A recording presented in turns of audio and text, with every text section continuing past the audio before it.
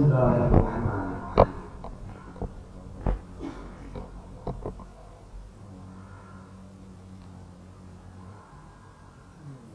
عن أبي هريرة رضي الله تعالى عنه أن رسول الله صلى الله عليه وسلم قال: إذا قال الإمام غير المغضوب عليهم ولا الضالين فقولوا آمين، فإنه من وافق قوله قول الملائكة غفر له ما تقدم من ذنبه.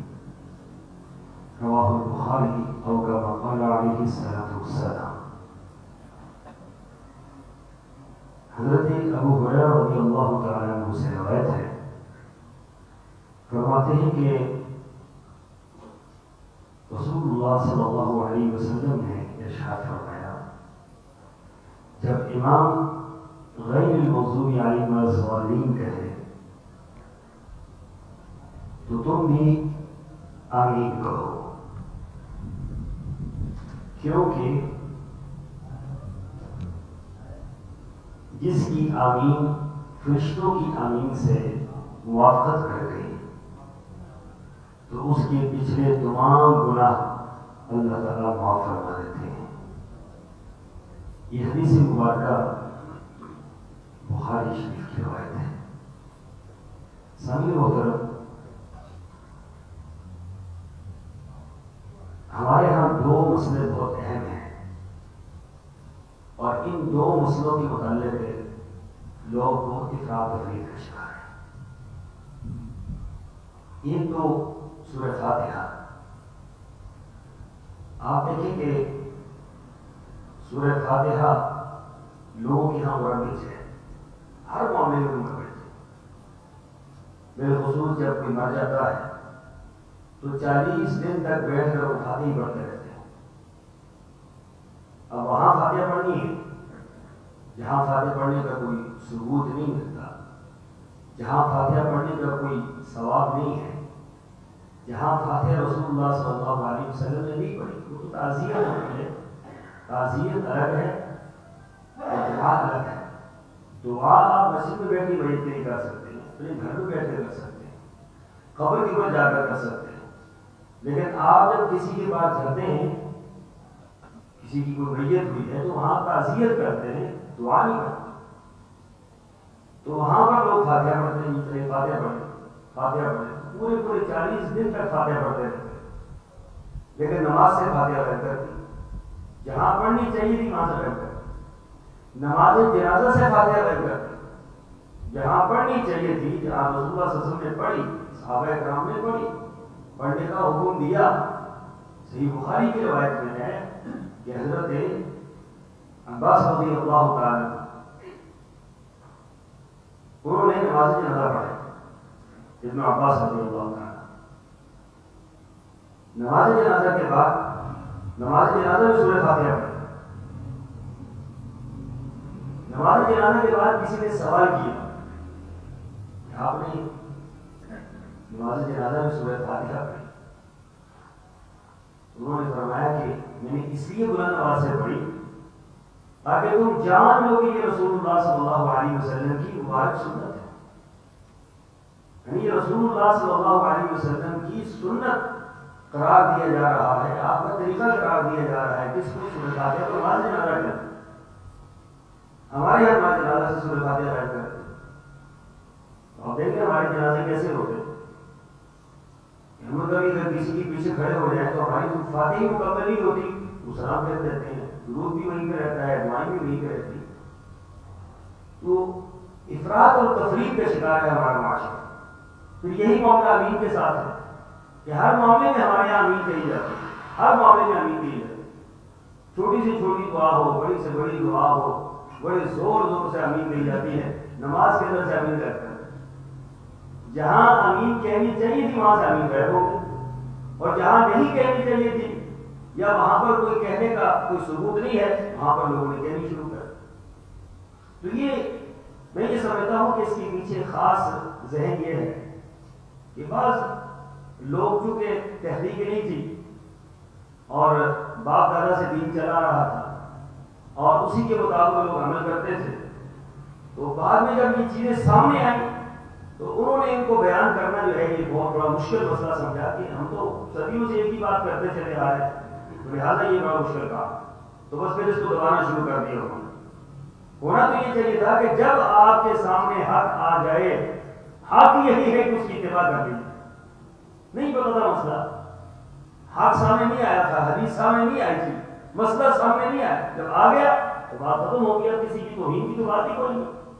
دین پر عمل کرنے سے توہین لازم آتی ہے، دین پر عمل کرنے سے وہ اللہ تعالیٰ کی رحمت لازم آتی ہے۔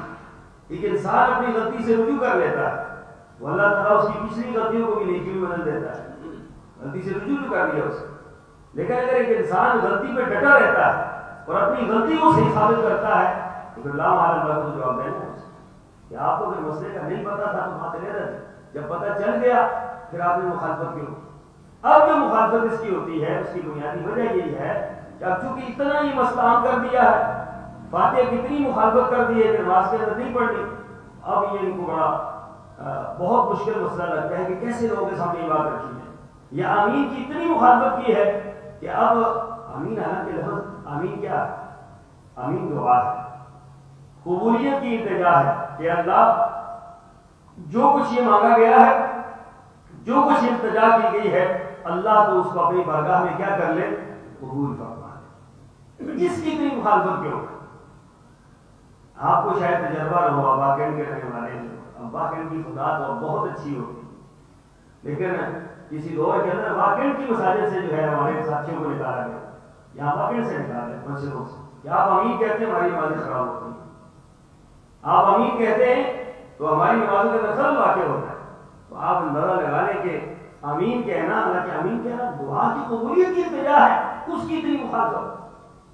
تو یہاں دوسرے مسجدوں سے نکالا گیا، بعض جگہوں پر ہمارے ساتھیوں کو مارا گیا ہے، تو پابندیاں لگائی گئی کہ آپ مسجدوں کے اندر داخل ہی نہیں ہو سکتے، بڑی بڑی مار کراریاں کی لوگوں نے سنت کے خلاف۔ حالانکہ رسول اللہ صلی اللہ علیہ وسلم کی حدیث آپ نے سماعت فرمائی کہ اللہ کے رسول صلی اللہ علیہ وسلم فرما رہے، صحابہ کرام کو فرما رہے کہ جب امام آمین کہے تو تم بھی آمین کہو، جب امام غیر المغضوب علیہم ولا الضالین کہے تو تم بھی آمین کہو۔ کیوں؟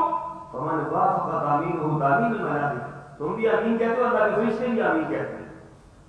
کتنی بڑی بات ہے یہ کہ اللہ کے فرشتے بھی آمین کہتے ہیں، نماز ہوتی ہے وہاں پر اور نماز کے دوران فرشتے آمین کہتے ہیں۔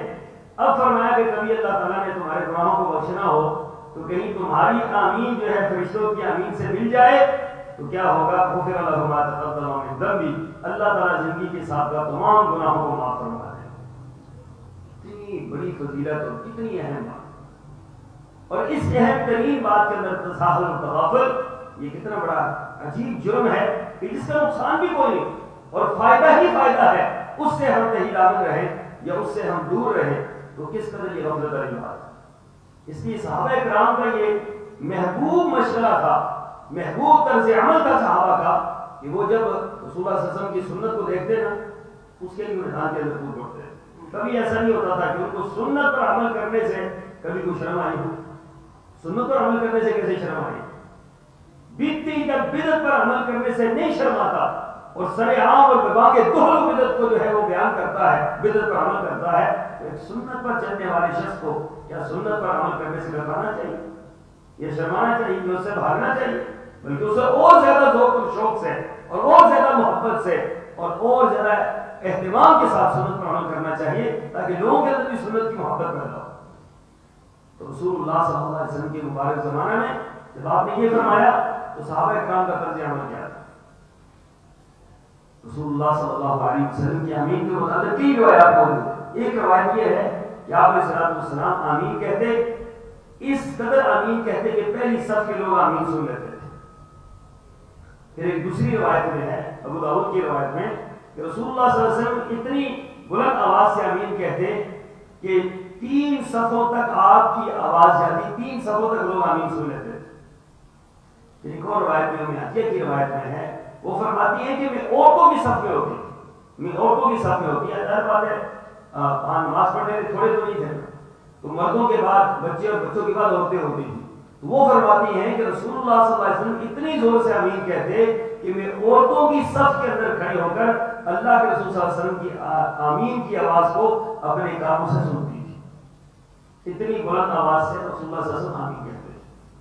پھر حضرت عطا بن ابی رباح بہت بڑے عالم دین گزرے ہیں تابعی، یہ فرماتے ہیں کہ رأیت مئتین من الصحابہ، کہ میں نے 200 صحابہ کرام کو دیکھا جو مسجد نبوی کے اندر نماز پڑھ رہے تھے، جب امام نے غیر المغضوب علیہم ولا الضالین کہا تو انہوں نے اتنی بلند آواز سے آمین کہی کہ پوری مسجد گونج تھی، مسجد کے اندر بلند آواز سے آمین کیے، صدا گونج گئی، کیونکہ رسول اللہ صلی اللہ علیہ وسلم کا طرز عمل یہی تھا اور صحابہ کرام کا طرز عمل بھی یہی تھا۔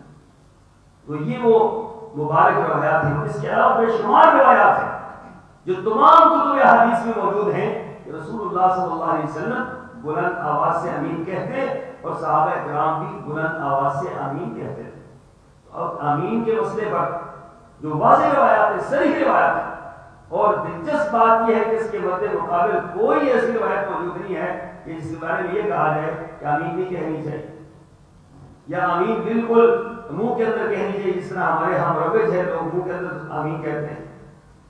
تو یہ کہیں بھی ایسی کوئی روایت موجود نہیں جس سے آمین سے منع کیا گیا یا آمین کے متعلق کوئی ایسی اور بات ہو، بلکہ بار بار ترغیب دے گی کہ آمین کہی جائے، آمین کہی جائے، کیونکہ فرشتوں کی آمین سے مل جانے سے اللہ تعالیٰ گناہوں کو معاف کر دیتا ہے۔